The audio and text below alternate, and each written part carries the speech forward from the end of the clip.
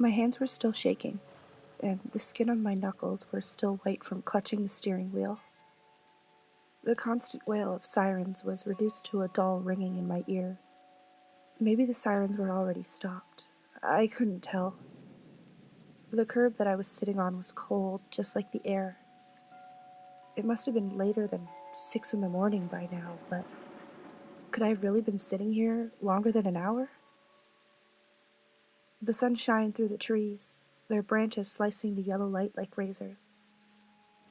I might have been crying, my eyes were blurry. I felt a deathly calmness as I stared at the pavement. It wasn't your fault, son. That's what the officer told me.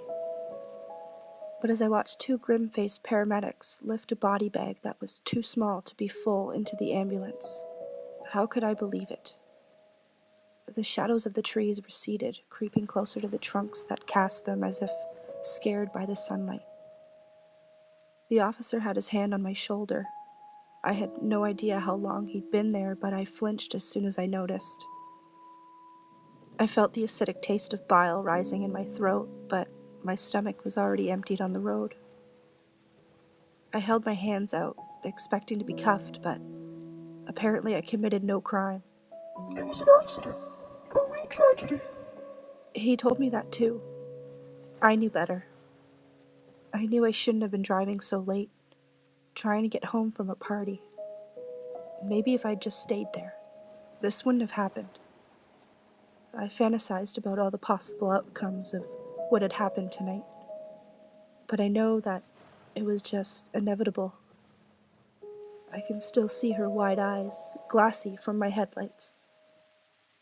I still feel that horrible jolt I felt when her tiny body was crushed under my tires, and the throbbing of my head after I had hit it on the steering wheel when I crashed into a tree. Just a few moments too late to swerve out of the way. Her parents arrived at the scene 45 minutes after I called 911. They pulled up in a powder blue station wagon. The father stroked his daughter's bloody face, falling to his knees when they pulled her body away. He cried out to the sky, almost begging for relief of pain that he felt, but all that came out was a hoarse moan. It was a sound that made me wince. The mother cried in the car, but she later approached me. With tears in her eyes, she looked sadly at me, with a smile that seemed slightly too sweet. She told me it wasn't my fault. The way she said it sickened me, and my stomach dropped into the empty pit that was carved inside of me after the accident. I just looked at my hands. The mother seemed to hover over me for a few seconds too long. And when I said nothing, she returned to her car, urging her broken husband to follow. The officer drove me home.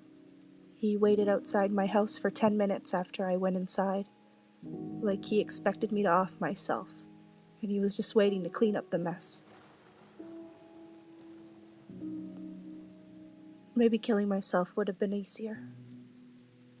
I didn't sleep that night, and all I could see when I closed my eyes was Alyssa. That was her name. I found out from the newspapers the next morning. I started seeing her when I was awake too, always mouthing something to me, but before opening her mouth into a scream, her face twisting in fear and her eyes still reflecting my headlights. I got my car repaired because I was expected to, but I dreaded driving. I made one trip to the grocery store, and I could see her sitting on the road, just like it had been that night, screaming silently, her hands behind her back. I stopped driving after that. I quickly ran out of food, and I sat on my bed that night, struggling to stay awake, trying to unsee things that replayed in my mind every second like a movie that I couldn't finish. I don't think I have a lot of time left. The curtains are closed and the lights are off, so I don't have to see her warped face and fearful shining eyes anymore. I still hear them, telling me over and over that it wasn't my fault. And as the dreariness of sleep, or maybe death, I don't know at this point, pulls at my eyelids, I think I finally believe them.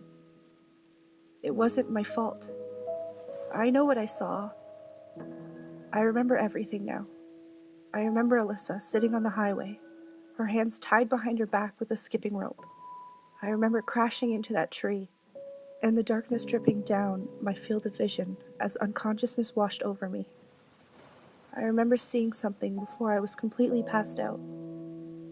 Someone rummaging around Alyssa's body, and I definitely remember seeing a person driving away in a powder blue station wagon.